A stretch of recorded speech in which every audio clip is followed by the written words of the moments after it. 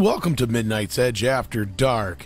Now, you're probably familiar with Robb Gallo, the voice of Midnight's Edge, but if you don't know, he does have his own YouTube page. So after this video, why don't you go on over there and check it out and subscribe? This video you're about to see is actually on his page, but then following the video is a brand new roundtable follow-up with Robb, Andre, and myself, Tom, talking about Dune. So enjoy Robb's video and then stick around afterwards for a little extra. Really?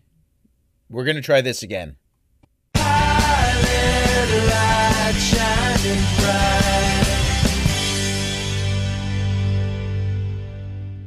In case some of you hadn't heard, on November 21st, it was announced that Legendary Pictures had acquired the rights to Frank Herbert's science fiction masterpiece, Dune. More recently, on February 1st, several outlets reported that Arrival and Sicario director Denis Villeneuve had been attached to the project. Now look, I ordinarily don't like begrudging what someone else likes or enjoys. You like what you like, and after many years of people, including family members, waiting for my taste to change, I'm not about to give anybody shit for what they like. With that being said, are we really going to go through with this again? This is going to be the third attempt at making a movie out of this book, and I really can't help but think that they're completely and utterly misguided in their efforts. I've been trying to read the first novel of Dune, and I have to say that I really don't see a movie here. Now, I should say that I'm not finished with it yet. This has been an absolute chore to read. I'm roughly 500 pages in, and with about 300 to go, it's not getting any better. It's slow, it's tedious, the characters have very little depth to them, and the story doesn't seem to have any real point other than the young son Paul Atreides being some sort of space Jesus. And please spare me the whole, well, it's just too cerebral for you. Just because something is long, tedious, boring, and drawn out doesn't mean it's deep. It's really saying something that Dune is a very dry book, especially considering that it takes place in a desert. For all the world building that many tout as being phenomenal, it doesn't help much that if the characters and the story in that world aren't very interesting to begin with. And let's consider for a moment that back in 1965, Frank Herbert couldn't get this thing published in the first place. He had to go through a publisher named Chilton. For those of you unfamiliar with that name, they primarily publish auto repair manuals. So to sum up, yeah, Dune? Not a fan. Now, I understand why there are some who are fixated on bringing this book to the big screen, especially now with the success of the Marvel Cinematic Universe. Naturally, they see any long-running property as an opportunity to turn it into a cinematic universe, and no doubt that's where the bell went off. Even I was guilty of this a few videos back when I was talking about Hollywood remakes. At the time, however, I hadn't even made an attempt to actually read Dune. Now that I have, while I'm not against it per se, I'm of the persuasion that we don't need to go down this road yet again. And yet Hollywood doesn't seem to agree. They still think there's a movie somewhere in this. Back in the 70s, Alejandro Jodorowsky was the first to attempt to make a cinematic version of Dune. His vision at the time was deemed too expensive, as the original script was said to be over 14 hours long. In 1984, David Lynch's version of Dune was lambasted as one of the worst movies of that year. With a budget of $40 million, the film only made $30 million. Film critic Gene Siskel said of Dune, "Some of its special effects are cheap, surprisingly cheap, because this film cost a reported $40 to $45 million. Keep in mind that Siskel was saying this about a film that was released only 1 year after Return of the Jedi, which comparatively had a budget of $32 million.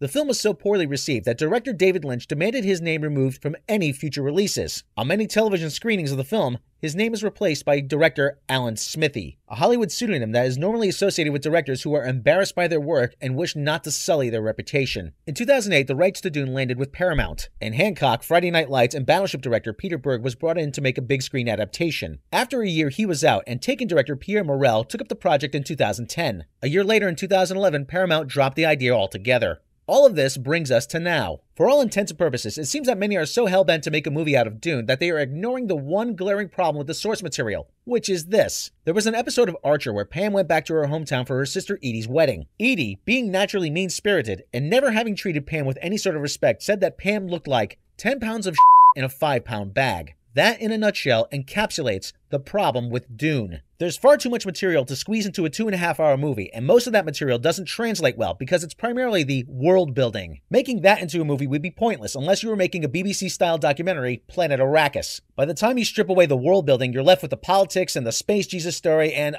you know what? Fuck it, I'm not interested. The point is this. There's not a good movie here, no matter how hard you try, because it was never intended to be turned into a movie. You can, however, make a decent television series out of this, a la Game of Thrones or The Walking Dead. Back in the 70s and 80s, you were really handcuffed to the movie format if you wanted to do something as big as Game of Thrones or Dune. Now you have things like HBO, Netflix, and even Amazon Prime. That opens up a lot of avenues for longer form storytelling. That's where you can take your time to develop characters in a way a 2.5-hour movie doesn't allow you to. Dune as a television series has already been tried. Back in 2000, the Sci-Fi Channel made Dune, and 3 years later, Children of Dune. Both series were the highest rated programs ever to be broadcast on the Sci-Fi Channel, and both series even won an Emmy. So, can you make Dune into a movie?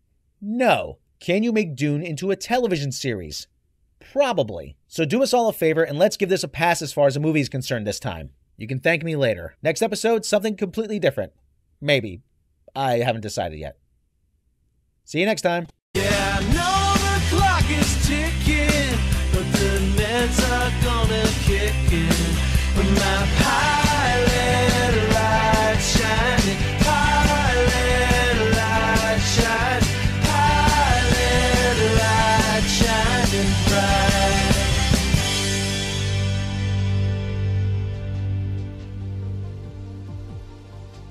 Unfortunately, Rob and I have gotten to about the same place in the movie about 2 or 3 times each, and I want to get into it, but it just, I don't know what it is about the movie itself that turns me off. I don't know. I just donated my copy of the book to my local public library, actually. So I'm. Did you finish it? No, I didn't. How far did you get into it? 550 pages. Of I said 800, 900, 1,000? I don't remember. Yeah, right now. about 800 actually, roughly about 800. Yeah, I might pick it up again at some point, but I'm just like, I can't do this anymore. I just can't. Yeah. How far did you get into it, story-wise? Like, what was the last thing that happened? The last thing I remember happening is Paul Atreides kills the other guy in the fight with the Fremen. Oh, okay.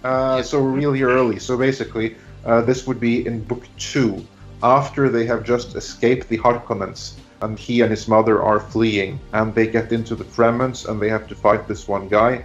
Yeah. So that's how far you got. That's it. Yeah, I couldn't do anymore. I just couldn't do it. So Like basically, I said, you got like half an hour into the movie. That's it. Oh, for God's sake! One of the things I keep saying now is that because all their technology was replaced by people who just consume the spice and do the same jobs as their computers used to do. I was like, okay, so what's the message here? Drugs make you smart? I mean... No, actually, I can tell you what the message was there, because you know what I did this weekend? What did you do? I saw Dune, but, here's the but, I did not see the shortened 2-hour version that was in theaters, and that you have likely seen. And I also didn't see the 3-hour TV version. And this is the version that David Lynch disowned. And the reason he disowned it was that he wasn't in charge of putting the deleted scenes back in, but mostly it was because of the prologue. Because the movie had the problem that people didn't really understand that there was too much going on in too short a time. So they made this animated prologue. And animated is pushing it. Really, what it was a bunch of stills, kind of like what we do here at Midnight's Edge. But they had a budget, so they had no excuse. Well, we do it to avoid copyright too. Yeah. Well, exactly. They didn't have that excuse because they had someone just narrating over pictures. So basically, they made like this introduction that you can find on YouTube. Basically, that just reads quickly the story of what has happened in the Dune universe and gives you the basic setting. And it's really quick, it's really rushed, it's not all that impressive, and then you go into the story, and there's more scenes added back in, which David Lynch had no control over. So he disowned the movie, which is why the TV version of the movie is directed by Alan Smithy, Yes. which was the usual name used for directors who, for one reason or another, did not want to be associated with their movie. So he was fine with the theatrical cut, because even if it wasn't the movie he made, it was a cut he could kind of stand behind. But the TV cut was made without his involvement, so he took his name off that. And then he has refused to go back to it anytime since, despite being offered to do so several times.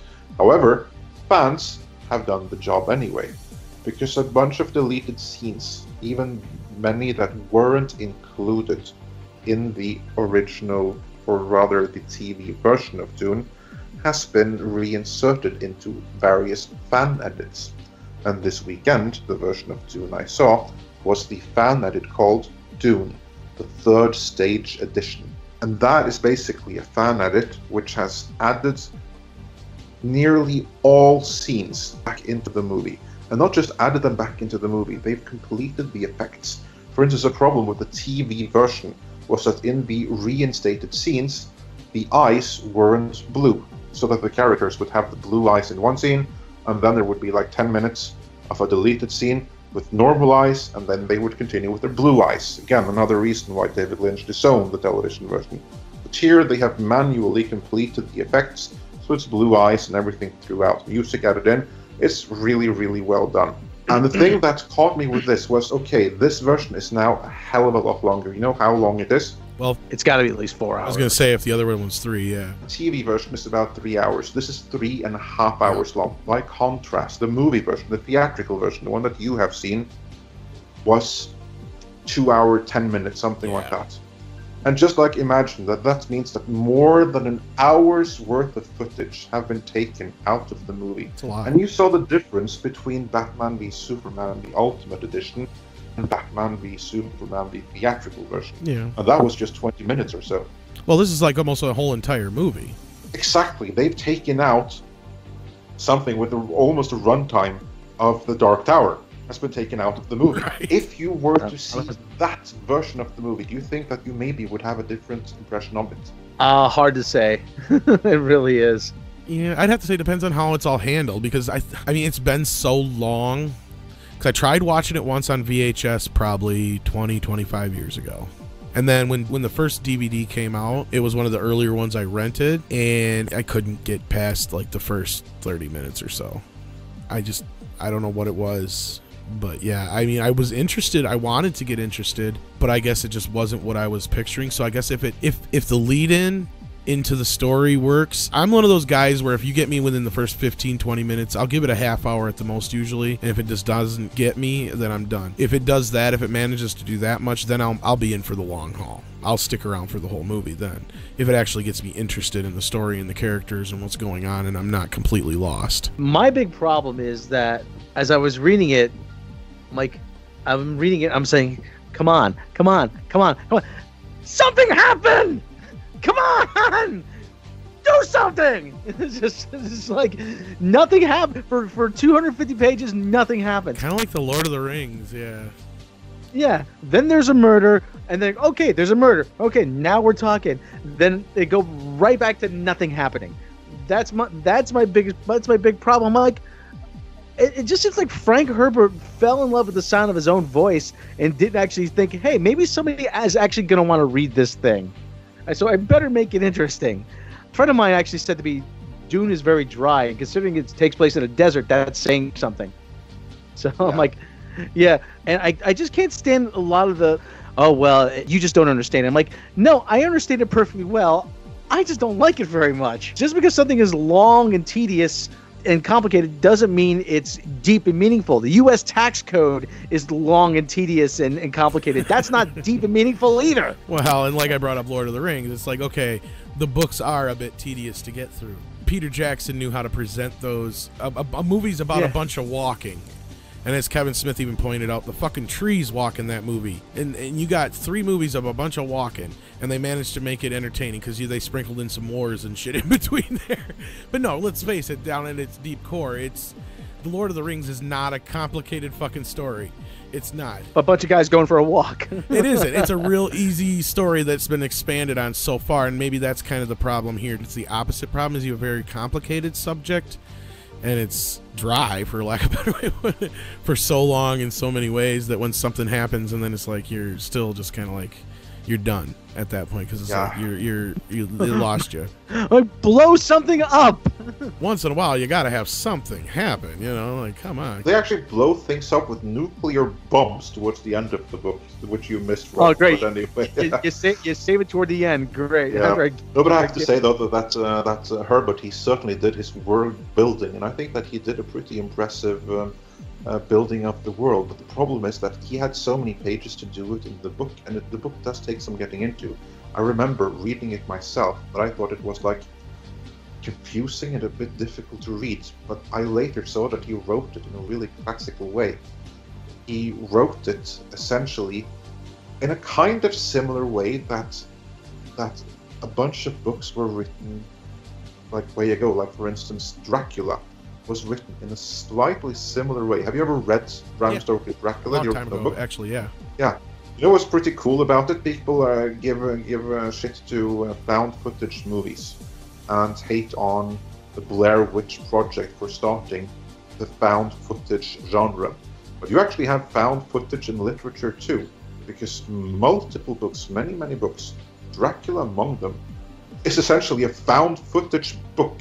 You know what I'm talking about? It's like a collection of like letters and... Yeah, because Dracula is told not through a narrative, but basically you have like a bunch of letters and journal readings or journal entries placed in a row. I guess a case log would be a better... So you get the case log of various documents that you just read in order without there ever being a narrator. Right. It'd be like if you were a detective and you opened up the case file and just go through everything. That's kind of what the book is. That's what I was kind of getting to, yeah. Exactly. And that's kind of like found footage things. That was what Dracula was.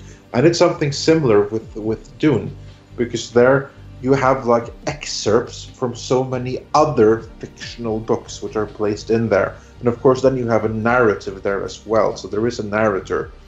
But in between there, and this is part of the world building that makes it so difficult to read, because you then have like so many references to Muad'Dib and everything, and then it's like, well, who's this Irulan, whatever, who's written this, and how many volumes and everything. And then of course you get that towards the end of the book, and that's explained exactly who she is and why she has so much time to write books about Paul Atreides. If I'm not mistaken, the movie was more of a byproduct of the Star Wars craze.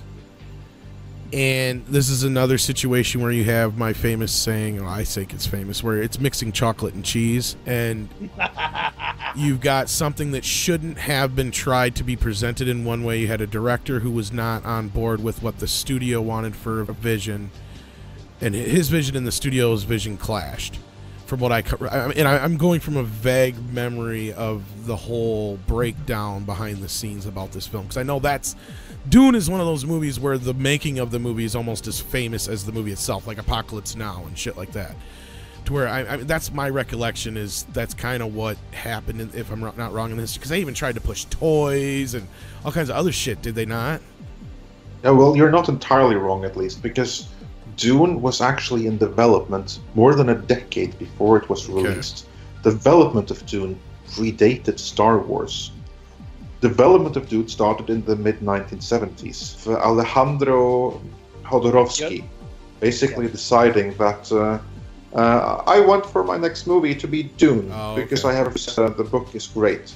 And then he assembled a team which was going to change Hollywood. If you haven't seen the documentary Jodorowsky's Dune, I highly recommend you check it out. No, I want to. I've seen it actually, yeah. Yeah. So it started up there, and how David Lynch's Dune eventually got made, that probably is due to Star Wars, yes. That's what the studio was pushing for this. Yeah. They wanted a Star Wars. Exactly, and they wanted it to be less than 2 hours, or around 2 hours, and that was their problem. That's what destroyed the movie, in my opinion, because Dune is never in hell gonna translate to a 2-hour movie. Can't be done. Because what I was gonna say is, yeah, it should have been treated more like something like Lord of the Rings and less like Star Wars. And from what I gathered, was it Universal?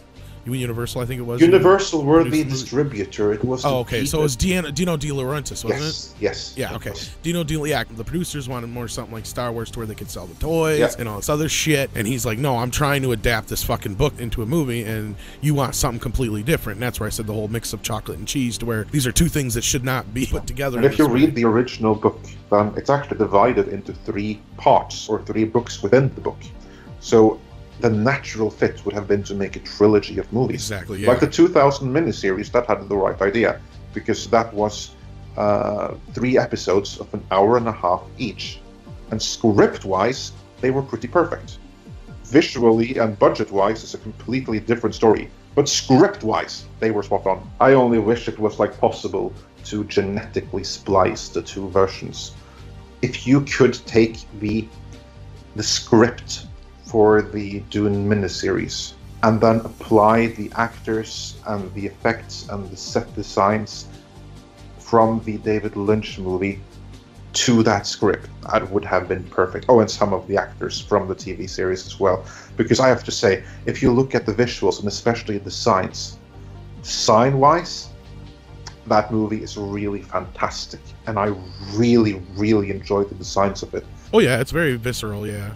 And that was one of the things that really got me when I was looking at it again. Like, wow, this is pretty amazing world building right here. When you see the different planets there in the intro. Problem is, if you haven't read the book and you just see the theatrical version, you're gonna have a really hard time following the story. And that's unfortunate, yeah. That's really unfortunate, but if you have that down and you just admire the differences between the worlds that you see, because you have like this golden chamber of the emperor of the known universe, and then you cut to the wooden palace from the ocean planet where the Atreides belong, and presumably there must be woods there because it's all wooden. And then you have the industrial hellhole planet of the Harkonnens. Right. So yeah, it's like, and it all feels lived in. It's like the same kind of world building that you have in Blade Runner. So I'm just like a huge fan of the visuals, and like he just went all out. And I think that Jodorowsky's Dune would have been probably the more interesting movie, certainly more interesting visually. But still, I think that Lynch did a damn fine job in bringing the visuals to screen.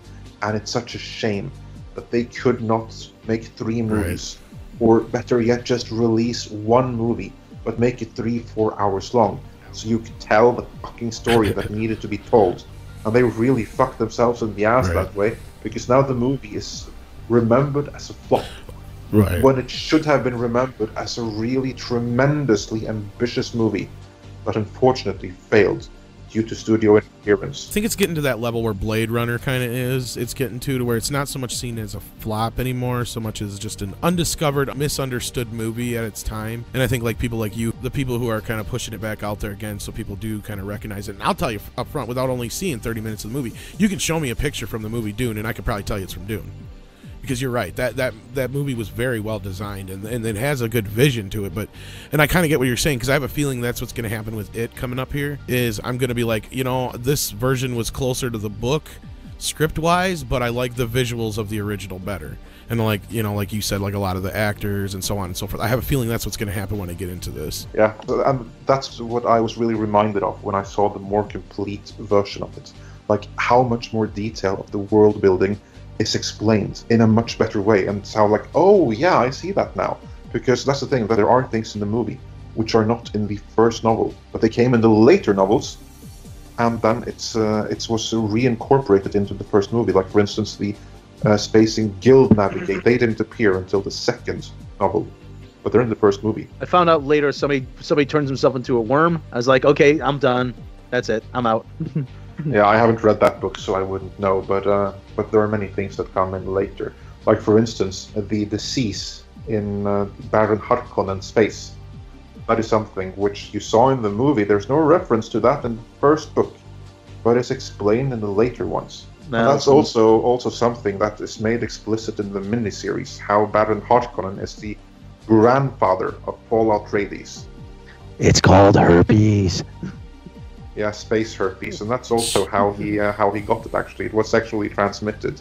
He got it from basically raping the Bene Gesserit, who was the advisor of the Emperor, the one we see who gives Paul Atreides like this box where he has to stick his hand in. That's his grandmother. That's the mother of his mother, and she's the one who passed that STD, the Star Trek Discovery, along to Baron Harkonnen. So you have like so many things which are in the novels, and that's actually kind of implied in the extended version of the movie. But again, it's completely absent from the theatrical cut. So you have so much world building there, which is absent. It's such a crying shame. I will give it up to Virginia Madsen. She still looks pretty good for what she's about 54, 53, 54. Jeez. I haven't seen her recently. Well, I'm looking at a few pictures of her. She was on an episode. She was on an episode of Voyager, and I was like, damn, I know her from somewhere. And it's like, wait a minute. And I saw a special guest, Virginia Madsen, like, oh, no way, that's who that is. Do you think that we're going to get a new Dune movie? Do you think it's going to happen? Maybe. I don't know. I don't know. It wouldn't surprise me. They've tried everything else. Hey, let's try Dune again. Who owns the rights to it now? The rights have been handed to Legendary. There's no issue with them. They are owned by the Frank Herbert estate, and they give the rights to whoever wants to make a movie about them. So there's no problem there. There's no one who owns the movie rights permanently. They can only be licensed, and right now, Legendary has the license. Oh yeah, then we'll get a movie within the next 3 years or so, guaranteed. There'll be something started, yeah. They attached Denis Villeneuve to the project. Because this screams franchise, so they're gonna try. Well, I would think so, but there's one thing that leads me to think that maybe they won't. Because there's something in the story that has become much more relevant since it was written. You have like some pieces of literature that just become more and more relevant as time goes on for different ways, right? Like, have you noticed this with Dune?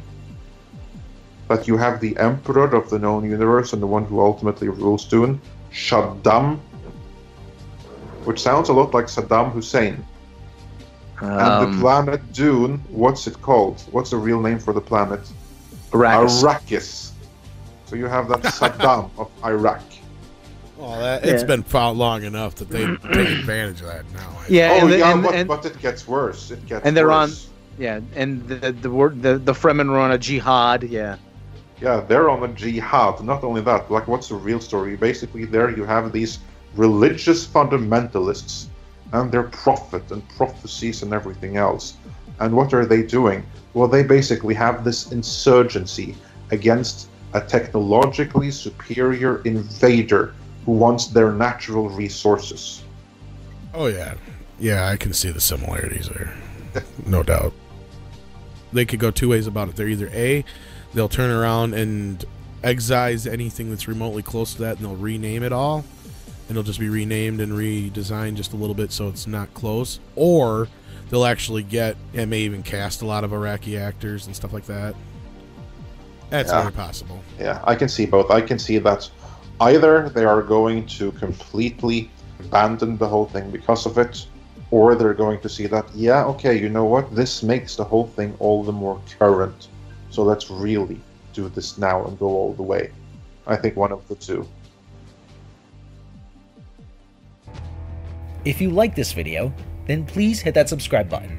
Due to recent changes made by YouTube, we also encourage all of our subscribers, both new and old, to please hit that bell icon next to the subscribe button as well, so you will be notified when new videos are uploaded. Be sure to check back for news and analysis of the happenings and corporate politics behind the scenes of your favorite genre movies, as well as explorations of your favorite characters and their backgrounds and context here at Midnight's Edge After Dark.